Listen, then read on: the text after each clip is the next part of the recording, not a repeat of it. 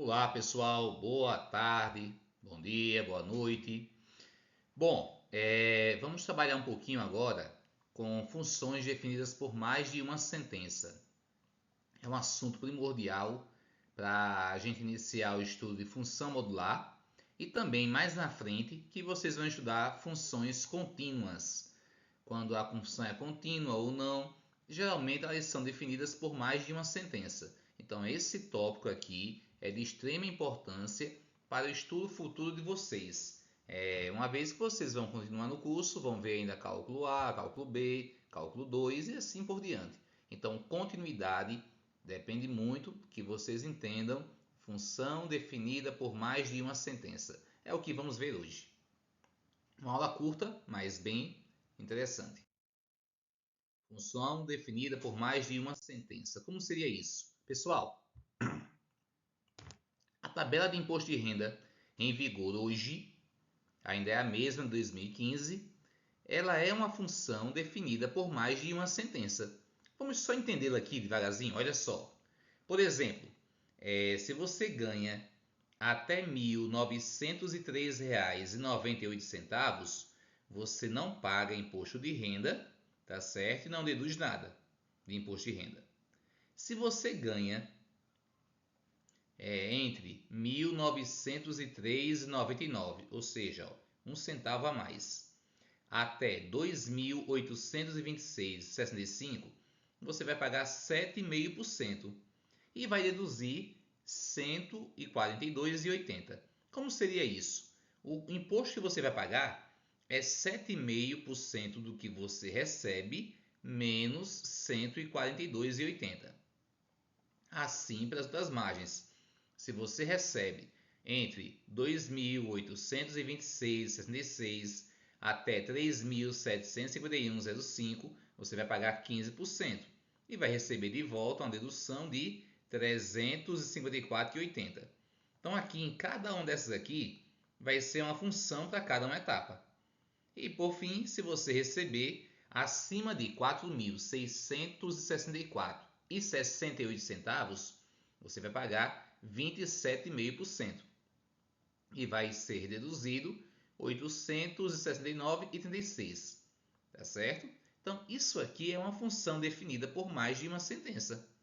Dependendo do que você ganha, você vai receber, vai pagar um imposto diferenciado, tá certo? Então, esse aqui é um exemplo claro de função definida por mais de uma sentença. Vamos ver uma de forma mais algébrica agora. Por exemplo, essa aqui, ó. F de R em R é uma função definida pela lei. Olha só, aqui em cima eu vou ter uma sentença. Deixa eu pegar aqui meu lápis. No caso aqui um marcador. Olha só. Vejam que aqui eu tenho o quê? Uma sentença que vai ser essa daqui de cima, ó. Se o meu x for um valor negativo, menor do que zero, a imagem é 1. Acabou-se.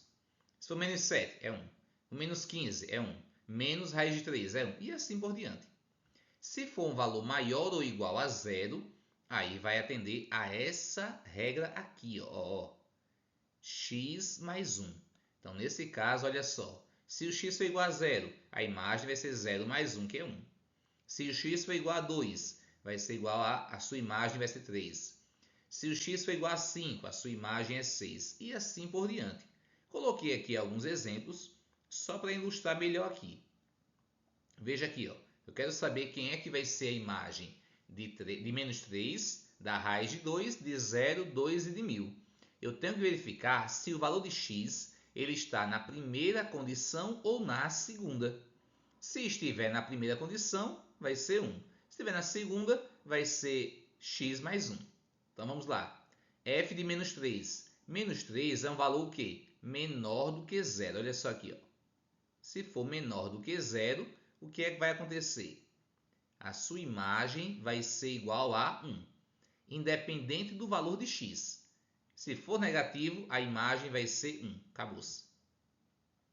Se a sua imagem... Aqui, ó, f de raiz de 2. Aí eu tenho que ter uma noção de quanto é mais ou menos a raiz de 2. A raiz de 2 é aproximadamente 1,4. Então, nesse caso, vai ser um valor maior ou igual a zero.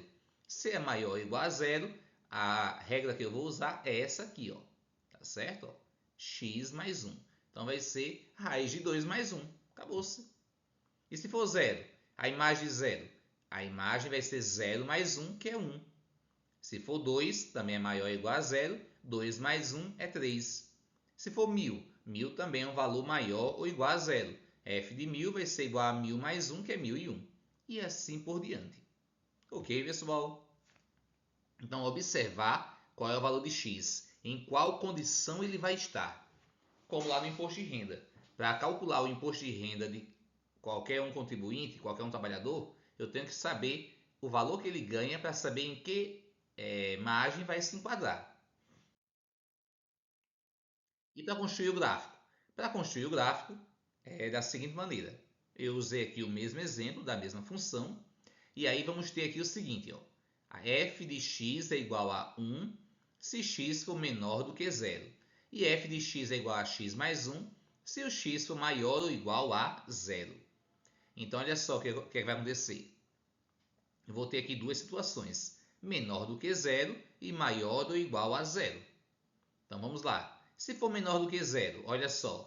F de menos 1, menos 2, menos 3. A imagem é sempre o quê? 1. Se for maior ou igual a zero, aí a imagem vai obedecer o quê? A essa função afim. F de x igual a x mais 1. E nessa função afim, o que é que vai acontecer aqui? Percebam que, por se tratar de uma função afim, ela vai ser crescente. Por que é crescente? Porque o valor de A ele é maior do que 1, maior do que 0. Tá certo? Ele é positivo. Como o valor de A é positivo, a função é crescente. Então, a partir do zero, a função vai ser crescente. Menor do que zero, a função vai ser constante. Bom, pessoal, por fim, vou colocar um videozinho mostrando a vocês o esboço gráfico de uma função definida por mais de uma sentença que eu fiz lá no GeoGebra. Acompanhe mais. Até mais!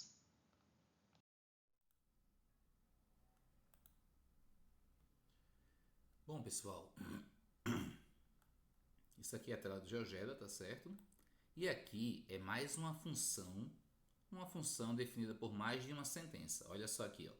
F de x é igual a x ao quadrado menos 10x mais 16, quando x for maior do que 2, e vai ser igual a x menos 2, caso seja, no caso aqui, menor ou igual a 2. Caso contrário, não é isso? É esse aqui o entendimento do GeoGebra. Não é do jeito que a gente faz no caderno, né? Mas é possível entender aqui numa boa. Bom, vamos ver como é que esse gráfico fica. Olha só como é esse gráfico aqui. Se for menor do que 2, o gráfico vai ser uma função afim.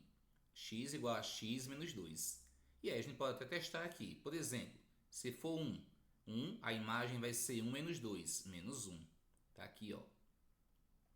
Se for igual a 0, 0 é menor do que 2. A imagem de 0 vai ser 0 menos 2, que é igual a menos 2. Tá aqui. E aí vai ser essa reta aqui, certo? Na verdade, esse segmento aqui, essa semi-reta, né? E se for maior do que 2, e aí nós temos o quê? X ao quadrado menos 10x mais 16. Nessa função aqui, é possível perceber que o zero da função é 2 e 8. Por que 2 e 8? 2 mais 8 é igual a 10, o oposto de B, e 2 vezes 8 é 16, igual ao C. Eu posso pensar dessa maneira sempre que o A for igual a 1. E de fato é, olha só, 2 mais 8, 2 e 8 vão ser as raízes. E aí eu vou ter o x do vértice e o y do vértice. Só para a gente acompanhar aqui, olha só. X do vértice e matar um pouquinho a saudade aqui da parte de função quadrática. Seria 5 e o y do vértice, esse ponto aqui, ó, menos 9, tá ok? E aí, pessoal, nem sempre a função ela é assim, tem essa continuidade. Essa continuidade aqui eu me refiro aqui, ó, vem continuando aqui, ó. Isso aqui é quando a gente chama de função contínua. Vocês vão ver isso quando forem aprofundar um pouco mais na parte de cálculo. Acho que em cálculo A vocês vão analisar isso aqui. é sempre assim contínua? Não. Por exemplo, ó, se eu alterar aqui, colocar aqui, em vez de ser x menos 2, vou colocar aqui x menos 1. Pronto. Só para não ficar tão feio o gráfico e ficar bom de visualizar. Pronto, o gráfico é esse aqui, ó. Se o x for menor do que 2, vai ser igual a x menos 1. Vejam que tem um salto, ou seja, ela deixa de ser contínua. Mas não vou falar sobre isso com vocês. Isso vai ser trabalhado mais adiante quando vocês estiverem estudando cálculo. Tá ok? Um abraço a todos e até mais.